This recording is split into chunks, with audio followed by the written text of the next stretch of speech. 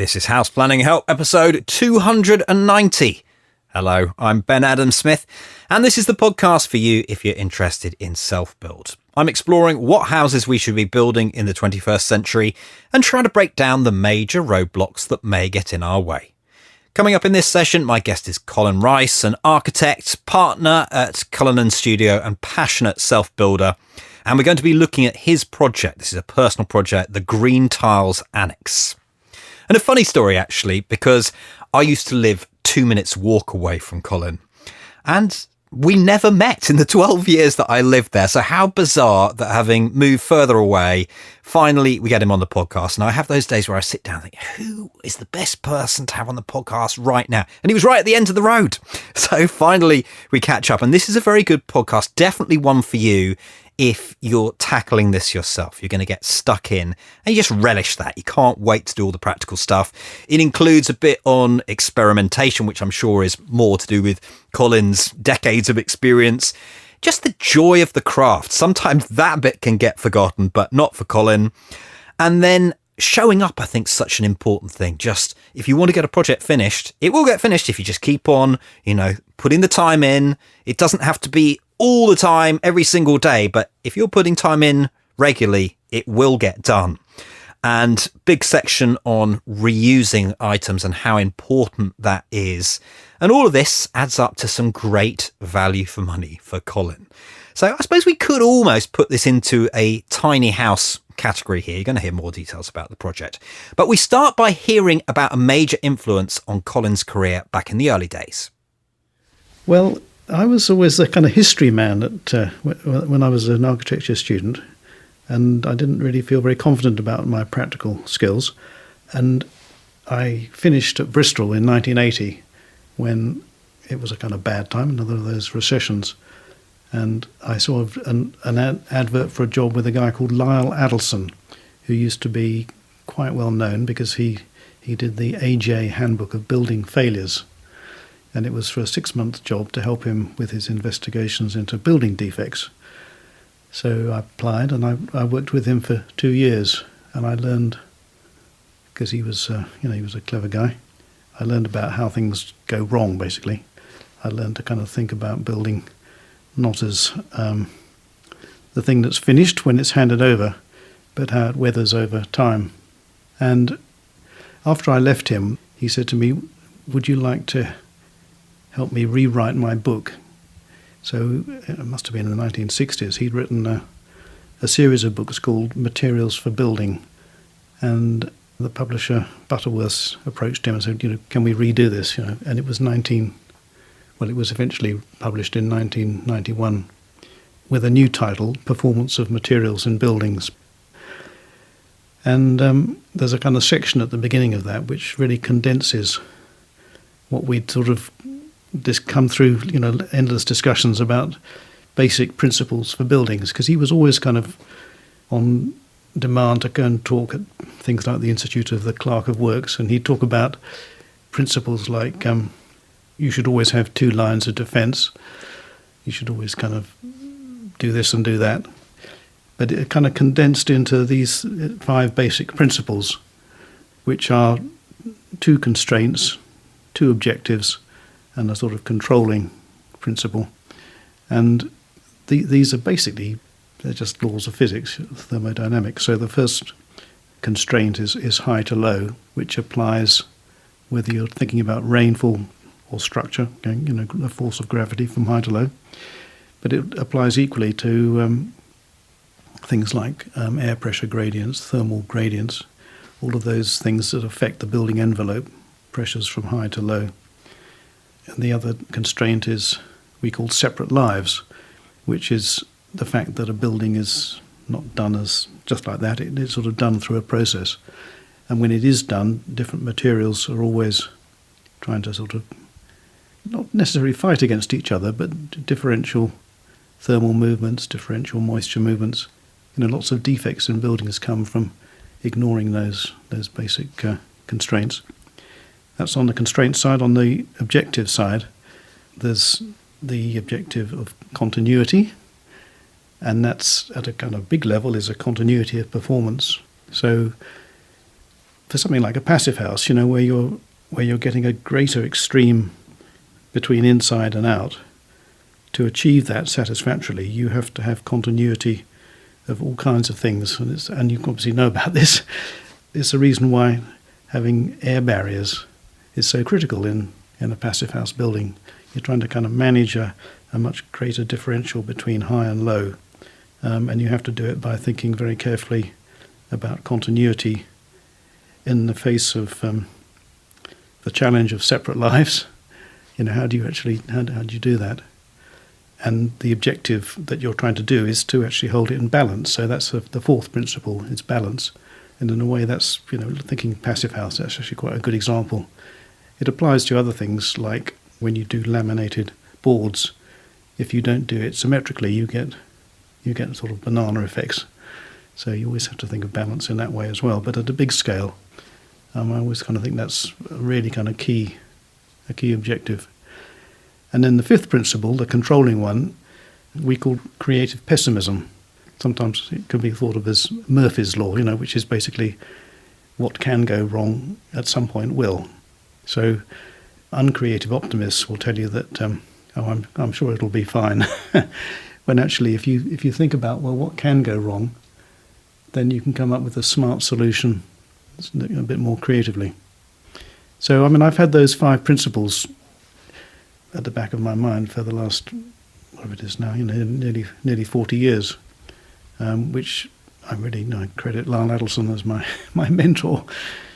So the annex at Green Tiles, in a way, is like a little a mini manifesto of applying those principles. So why these principles? Obviously, your career has been decades, yet you've really embraced this. I think they actually go with, they fit in very well with the bigger drive for sustainable design, a light foot, doing things, I call it going with the flow. That's my sort of expression now. That a lot of architects, you can sometimes feel they spend 5 years at university or college training to create problems that they can then solve creatively, rather than actually understanding how things really work and going with the flow. So, as another example, I get really distressed when I see the current craze for timber buildings or timber cladding on buildings, where you have timber cladding which goes up the wall and it goes over the roof. And if you accept the principle of high to low, then a wall is different to a roof. Timber is a material which is faced with the constraint of decay, another kind of high to low entropy. You're basically trying to use it in a way that arrests it in a point of its natural decay for as long as you need it to. So why would you put a material that is going to be less durable than others and less durable than it would be on a wall? Why do you pretend you can have it as a kind of seamless covering over the roof? You can take a snapshot when it's finished, put it in design, but I can guarantee that when you go back in 5 or 10 years' time, it'll look, very different. There's a kind of dreadful example of a really good green architect who designed a school in Devon, which is, done in this way, and has got sort of secret gutters at the edges of the roof so that you couldn't see, where the water goes. And it was a massive failure, and it's, £7 million to actually rebuild it. So we don't want to do that. It's not green to behave in that way. Well, maybe these principles will come out again as we discuss the Green Tiles annex. But I do think there's something quite interesting here. It's the context of where you are in the world and some of the challenges that this particular part of Norfolk will face in the coming, hopefully, decades. But maybe just tell us a little bit about that then. I've kind of used it as an excuse for being stingy and economical. The reality is we're on the back of the dunes where the coastline management plan says it's going to last possibly to 2100. But at the same time, we read about how actually with global warming and climate change, sea levels may well rise faster than was predicted. And, it's only 1953. There was an enormous great storm, wasn't there? A surge, and thousands of people in Holland and 7 people in sea Pauling down the coast from us were killed in the flood, as a result of which they built the sea wall, which we rely on now. That is an active defence, isn't it? Yes, it is. But just up the coast towards Haysborough, the cliffs are just being eroded at a phenomenal rate. So we don't feel like we're going to be there. We're not going to be handing this on to our great-grandchildren. So you've got an existing house, but this project is almost a retrofit or an extension, even though it's a separate building. Maybe you can explain that one. Yes, it's an annex. So our little house that we bought is we've discovered, as I've been doing work doing it up, that it was some kind of agricultural office, because that's what it says on the back of the door frames. It's a timber frame building, and it's about 7 metres by 8 metres. And it had a caravan, a 6-berth caravan that was sitting beside it, which was very handy for us because we used it as a playroom. It was a nice little place for the kids to have as their own. And then I used it as a bit of a workshop, but it just basically rusted away. The chassis just went, and I discovered that my materials were just literally going through the chipboard floor. So I applied for a planning consent for an annex, and I was very surprised to get a consent, but because it was an annex that was always going to be subsidiary to the main building, they allowed it through.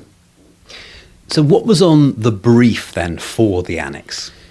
So the existing house has got really basic construction, and although it's given us a great deal of pleasure, is until quite recently very cold in the winter.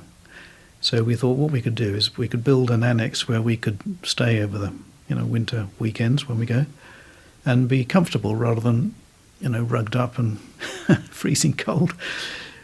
And so that was the main thing, that it should provide overflow accommodation for family and friends to come and stay, and be a base that we could use in the winter, and be self-contained therefore. And this was something that you were pretty much going to do entirely yourself, with a little bit of help from the family every now and again. Yes, so I mean, I'm one of those architects who just likes making things. So, and I realise, when I look back, I'm comfortable with the dry trades. I don't really like bricklaying. I've never even tried plastering, but I'm very comfortable doing carpentry and, if you like, joinery.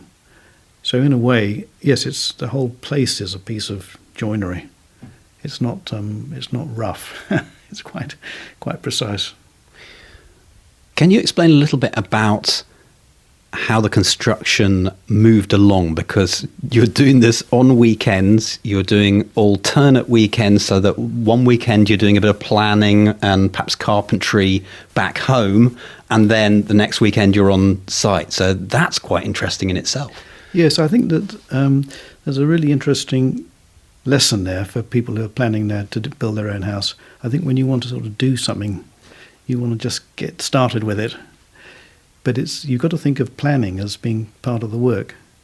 On the other hand, you do need to allow for your ideas to evolve. So I think it is worth planning things as carefully as you can, but not being so strict with yourself that you give up opportunities for doing things a little bit better. So I kind of worked everything out pretty much, and then began doing it. And I planned, principle of separate lives. I planned it very carefully. I sort of sketched out what I was going to do a step at a time. And a key part of that was to buy a shipping container. We did actually look at getting a second-hand caravan to replace the caravan as a workshop, but it wasn't really possible. So for quite a modest sum, we bought a second-hand shipping container where we could store materials. And again, there's another lesson. If you're, as well as into sort of self-build, you're into circular economy style reuse of components, you've got to have somewhere to store things. So, I took the caravan apart. The aluminium, I suppose, I recycled. the trusses that made the caravan roof I kept. And in the end, I've sort of used those to make a covered work area outside the container. I've only just used a bit of aluminium. There was like little kind of hoods over the vents for the caravan windows, which I've just used to make a windowsill. And that's another example of using your time, because the quick way, just get it off the site, squash it up, it could be gone in a morning. But I'm imagining, how long did it take you to disassemble the caravan? It didn't take that long. Oh, okay. It was probably a weekend. But there is time involved, and also planning what you can do. It's like going to the larder to make dinner when you haven't really planned, here are my ingredients. How can I rearrange those in the best way? So tell us about the design again. Right before you started anything, what had you done up to the point of being able to start? So part of getting the planning consent was to have a flood strategy. So we're in a very low-lying bit of land at the bottom of the hill, and we often have standing water for several months. So we couldn't build traditional foundations. The kind of concept, if you like, is it's a bit like a houseboat that's lifted out of the water. It almost looks like a houseboat.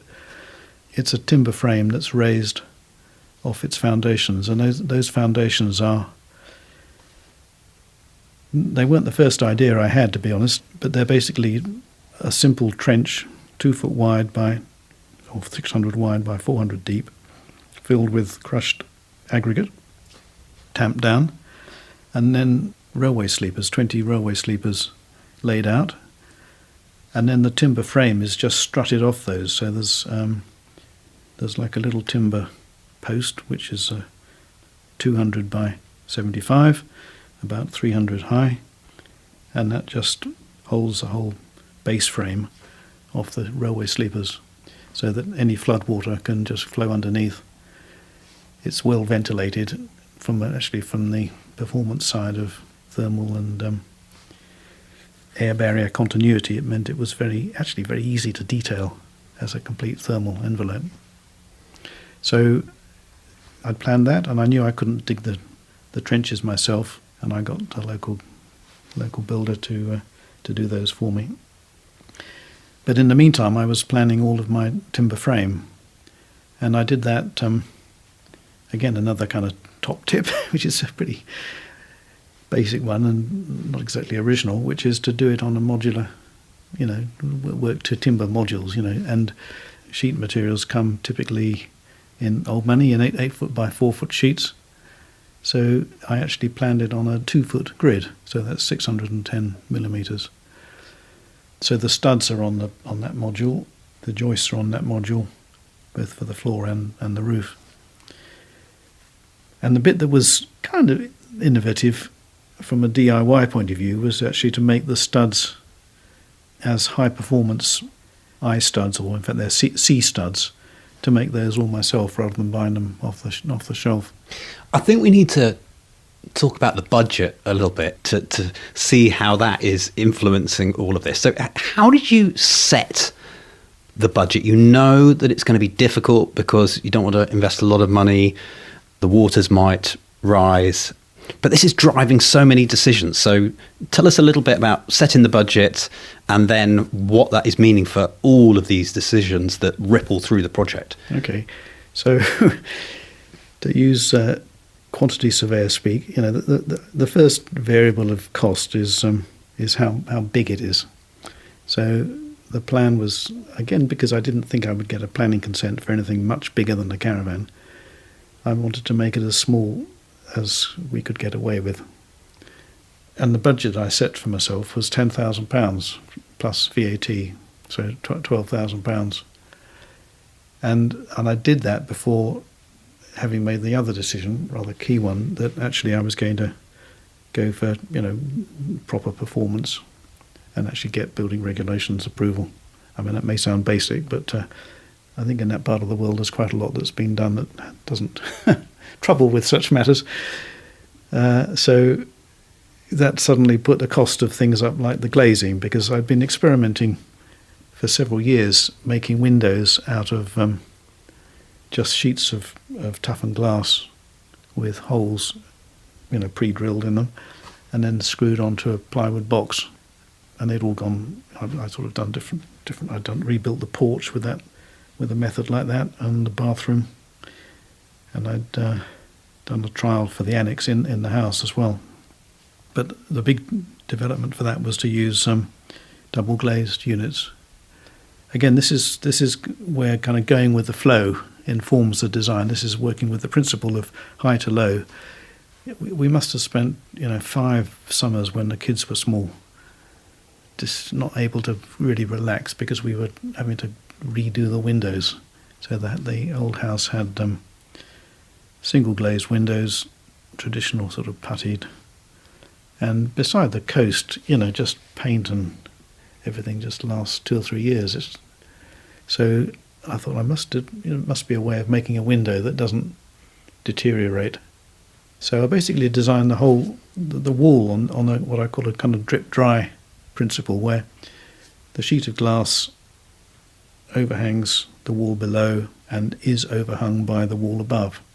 So there's like sort of basically 3 thicknesses of wall: the upper level, the window level, and the bit below. And I worked it out so that the insulation is sort of shared. There's more insulation at the top than there is at the bottom. So the window, the sheet of glass overhangs the wall by the difference between 140, so 60 millimetres. So the double glazed units cost a bit more. That was like £2,000 of my budget. I mean, in the end, I've spent double that. I've spent just under 25,000. Well, I mean, it's still a very small amount. How does that equate into the cost per square metre? So it's actually just under £850 a square metre, but that includes VAT, and it includes all the fitting out, carpets, curtains. And high performance as well. Yes, yeah. yes. So rewinding a little bit, I stopped you in your tracks when we were talking about I studs, and you mentioned that you created a C stud. So if you'd gone with the I-beams, do you think that would have been a lot more expensive? I mean, how much are you saving by doing all this work, and how much work is it compared to just buying it? I mean, that's a good question. After the event, I worked it out. I worked it out compared with solid studs, and I found that if I'd actually used off-the-shelf 150 by 50 studs, rather than using the ones that I'd made up myself, they would have weighed about 90 kilograms for a sort of a typical panel, and cost about £90. Whereas the way I've done it, it weighs about 60 kilograms, and it's cost about £60. I can explain other reasons why this approach was advantageous, and why I really would think about doing it again. So a solid stud is the timber member, the vertical member that makes the timber frame wall. And for years people have been making those obviously out of solid bits of timber. And in recent years, everyone's as familiar with an I section, where you have a kind of a solid timber bit on each side, separated by a thin plywood or OSB fin in the middle. And there's lots of manufacturers that make these I-beams, and they're really good because they're very strong, they're structurally efficient, and the thermal bridge caused by the stud is much less because you've only got the little thin bit in the middle. So, I mean, that's basically what I've done. I've made those by cutting down a sheet of 9mm OSB and screwing it onto a bit of tiling batten, 50 by 25. I mean, you couldn't build you might be able to, but I don't think you could build a multi-storey building with that. But for a single-storey bungalow, or maybe the top part of a 2-storey building, it's perfectly strong enough, and it means that it's thermally efficient. It's lighter, so if you're doing it yourself, you can handle it more easily. With quite simple detailing, you can make it more precisely than you can a solid timber stud because of the way that the bits fit together. And so we were able to prefabricate all the studs and making the studs themselves took quite a lot of weekends, which was a perfectly joyful experience, if I'm honest. So was this in your shipping container? You were doing this up in Norfolk, or was this back in Hertford? So the studs I did up in Norfolk, accompanied with blackbirds and the sparrows dancing around, and the wind in the reeds, and just a sense of the joy of being outside, Yeah, you love that aspect of the craft that goes into it all. I guess we're working out the building. We talked about the foundations, the timber frame. So as we go up the building to the roof, what did you decide there? Well, I did do the roof joists just with traditional 225s by 50 joists at 600 centres. And they do actually span up to 4.2 metres at the widest. So it's quite a big span. And actually, because the roof is and the walls are insulated by filling the cavity with recycled newspapers, warm cellulose insulation, I didn't want to kind of make it thinner where the building gets narrower. I kind of wanted that the roof joist become an insulation holder. So the roof is done as a cold roof, which is actually a bit out of fashion now. This is where you have the deck, which actually carries the waterproof membrane, is designed to be cold because it's got a ventilation space under it, which is the same as the walls. I mean, the walls have got the same principle where you've got a solid bit of airtight insulation, and then you've got a rain screen. You talk about rain screen for claddings, but not for roofs. But it's the same kind of physical principle that you're relying on air movement up the cavity to clear moisture and things that can cause decay of the timber. So the roof has got obviously does have a different build up to the walls. It's got those joists, solid joists that are filled with insulation. To hold the insulation in place, there's a thin layer of OSB on the underside, and then that's actually got plasterboard for fire performance to meet the building regulations. It wasn't my original plan. I'd pictured it as a plywood ceiling, but to do that you'd have to fire treat it with an incandescent varnish. So that's the inside part. And then because you've got all of those cold bridges of the joists running along, there's then a layer of on top of that 25 mil of further insulation that covers all the joists, and that was just done by running counterbattens so that the membrane could go right over the top, and then that would form a 250 mil thick zone that could be filled with the warm cell. And then on top of the membrane there's a deeper counterbatten, 50 by 50, and that's the airspace. And then on top of that there's an 18 mil tongue and groove plywood, and then stuck on that is a whopping great sheet of EPDM. And this was one of the challenges, wasn't it, to get that up there? Yes. So my previous bits of work on the house, I'd used, don't want to do promotions, but it's actually really a rather good system, that the Wix Easy Lay flat roofing system, self-adhesive, and it's actually very easy for the DIYer to do that, and it's guaranteed for 20 years apparently. But there are quite a lot of joints, and I realised that on paper it was cheaper to do it using an EPDM, so that's this sort of synthetic rubber that is used for roofs and is great for small buildings because you get it as a single sheet and then you sort of stick it down and there aren't any joints. What I hadn't really quite taken into account was how heavy the sheet that we needed, which was 11 metres by 5 metres. There's a great lump of completely sort of floppy black rubbery stuff that weighed nearly 100 kilograms sitting on a pallet 3 metres away from where it needed to be. So the logistics of getting that on the roof were quite challenging. We hired a genie lift, which was just fine, except that I got the wrong size, so it didn't quite get up there. So we had to do a little bit of ingenuity to kind of put the genie lift on another platform and then lift the EPDM onto onto the forks of the genie lift.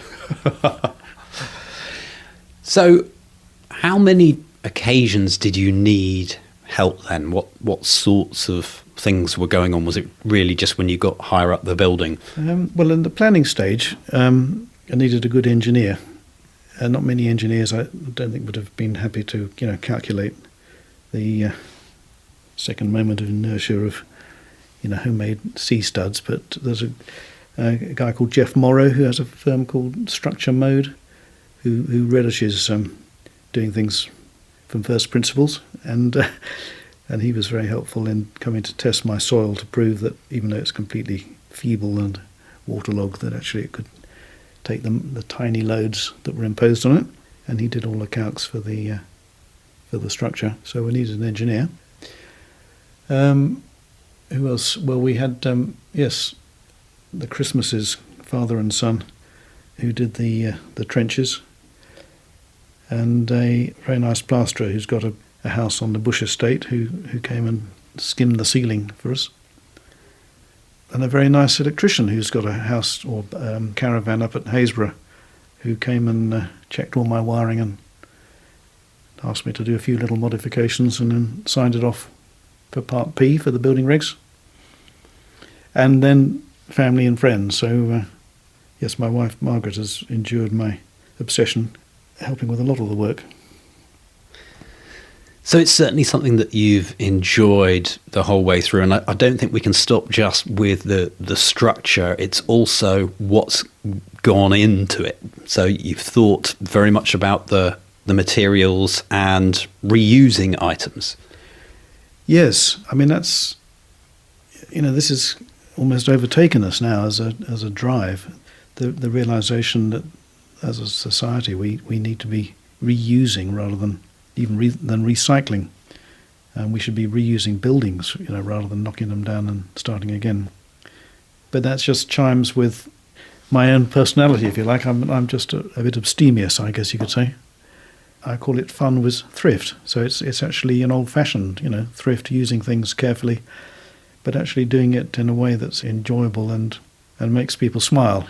People always smile when they see the porthole window in the bathroom in the house that's just made out of a microwave plate fixed into a hole in the wall with some clipped down cable clips.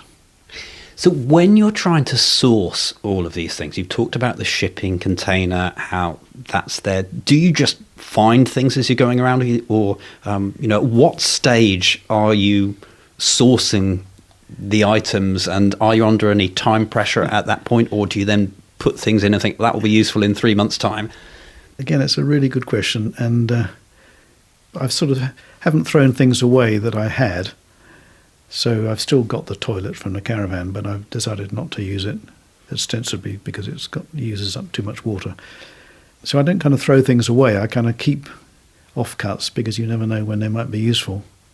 And then I'm just an opportunist, So at the Cullinan office, we moved in 2012, and the firm had actually done quite a bit of DIY. It was very much part of the way that we thought about things at that time. And we'd made these beautiful toilet cubicles out of Douglas fir plywood, and one of the partners had made lovely lightweight cubicle doors, 8 foot, 2.4 by metre wide, 2.4 high, enormous great doors, but incredibly light. And when we moved, all this stuff was up for grabs, so those that were interested grabbed it. You've got to organise. I've got to go and pick that up. I've got to then take it to my workshop. Does that just come to you? You know it is worth that investment.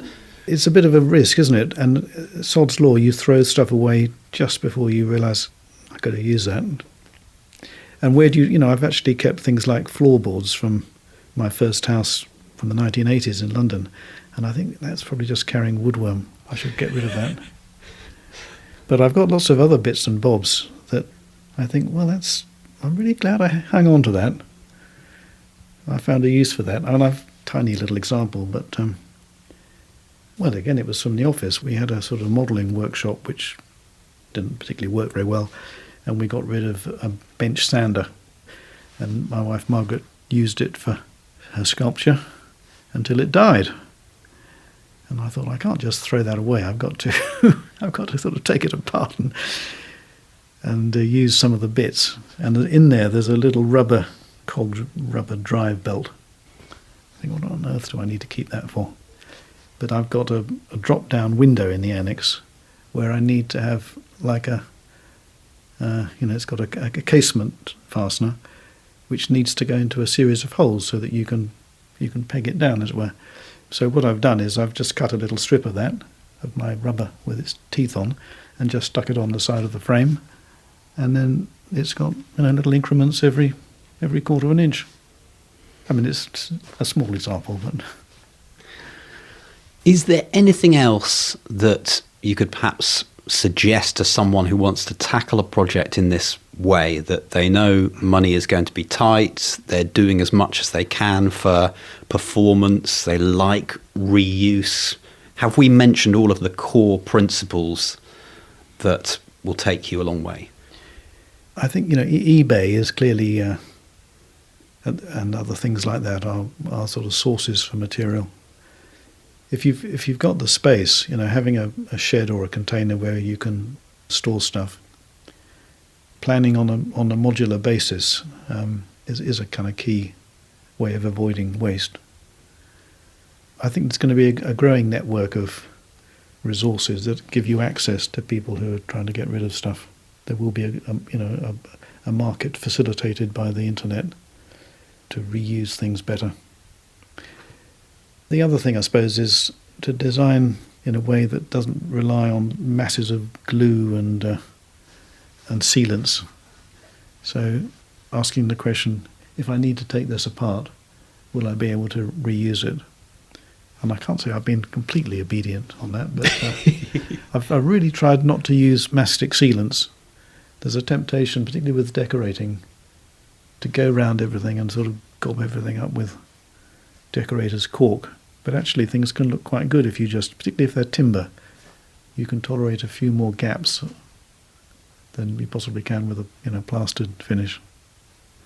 Did you ever do any airtightness testing at all or anything like that? I haven't tested for airtightness, but I have been obsessive about keeping my air barrier line continuous. I could pay a few £100, couldn't I, to get someone come and do it. I just don't want to spend the money to test it. And in a way, the proof of the pudding is in the... Well, maybe that's the question then. How has it been? Has it delivered the comfort that you were after? We've had one, mildish winter through it so far, and it's been much more comfortable than I expected, because the windows are a decent size. We've got a whole run of 1,200 wide, 1,200 square windows that are facing southwest, and they pick up, looking out over the open landscape, they pick up solar gain even when the sun's not shining. So we could be sitting there in November thinking, golly, this is comfortable. Why is it so comfortable? Like we did last year. I know that you've, a couple of times in this interview, expressed some of the joy and satisfaction, but why? What has it been about this that has made it a very satisfying part of your career? It's another good question. After a long time of having a fairly senior role in the Cullinan Studios, it's been wonderful to be able to have an idea, plan it, execute it, and enjoy it. And I look back over the previous 10 years of my career, and all I could think about is writing waffly bids, with a very small success rate. And I didn't do architecture to do that. So it's almost having that whole control and following everything of the build. Yes, I got another little story about this. I was on a walking holiday with a friend a couple of years ago, and we found ourselves in Keld in the Yorkshire Dales, at the crossing of the Pennine Way and the Coast to Coast path, and we were doing the Coast to Coast path, and a couple of old guys, Phil and Eddie, were doing the Pennine Way. And Eddie was a draftsman from Middlesbrough, and he had a bad leg. He'd hurt his leg in a motorcycle accident as a teenager, but it didn't stop him loving walking, even though you could hear he was in quite a bit of pain. And he said, do you know what? I can't do the accent. Do you know what I just love lying in bed thinking about what I'm going to do, and I draw it, and I get out and I get on and do it. And I said, Eddie, that you couldn't have expressed it more clearly. Someone who is just it's that pleasure of kind of imagining and turning the imagined into the real is what gets some creative people doing things, really. And I think that's a very good point to leave things. Colin, thank you very much for the story and all the information today. It's been a pleasure. Thank you. Head online to take a look at the show notes that accompany this session, houseplanninghelp.com/290, where you can review the key points. Also check out a video that will fill you in visually so you can see exactly what we've been talking about. We've got some before and after photos in the show notes as well. And of course, if you've got a comment or you'd like to ask a question, that's something you can do within the show notes as well. You need to head down to the bottom. We'll link you to Colin, also to Cullinan Studio, houseplanninghelp.com/290.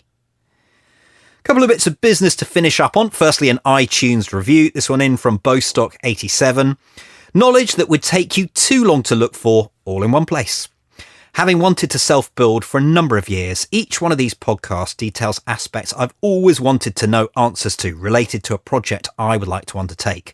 From construction techniques to budgeting to planning and technology, it's all here. Lovely review, thank you. Just remember that all of these, they help encourage new folk to the podcast. And now that we've been going 8 years or so, it's always nice to have some fresh blood around here. So please do a quick review. It doesn't have to take long. A couple of sentences like that. Just help someone else get an understanding of what this is all about. And finally today, we've got a hub update. This is my membership community that I run alongside House Planning Help. In case you need extra support, we've got learning materials in there and just trying to organise it in such a way that you can find what you need and give you real life case studies. For example, my own project, we've used that and gone in depth in videos. So this is another chapter that's new to the hub, going into the archive here, talking about party walls, actually. You wouldn't think this late stage of the project that we'd be talking about that, but this is actually in connection to a retaining wall that we don't want to stray into the 3-metre protection zone of the neighbouring building. So what exactly do we do there? We have a look at that in this video. We talk about bathrooms, which are nearly complete. The water supply, we had an issue with the water company who couldn't locate their main, and that is still cause for concern. So all that in the latest chapter that we put into the hub. We've got case studies, courses, live training with guest experts, and our members only forum. And what I wanted to do was say congratulations to Jonathan in St Albans, who's one of our members. It's always an exciting time to see you guys come through the other side, to see all the challenges that you're up against. Actually, I think Jonathan's build has gone, apart from the coronavirus, yeah, that's always going to throw a spanner in the works. I was going to say it's gone brilliantly. But yeah, they had a challenging form to the building, so weren't necessarily expecting to get to Passive House standards, but they've done it, so well done. But if you want to become a hub member, if it's the early days, that's what we love, to be able to influence you right from the beginning. Check out houseplanninghelp.com/join. Next time, Werner Brouwer from the municipality of Almere. He's my guest, and we're going to be asking what happens when you let people just build whatever they want. It'll be fine. Well, that is Oosterwolde. So we'll find out how it's gone. Although really, even after a few years, I mean, this is massive. We could learn a lot from this, and that's exactly why we're getting him onto the podcast. So one to look forward to next time. Thanks for listening. The House Planning Help podcast is produced by Regen Media, content that matters.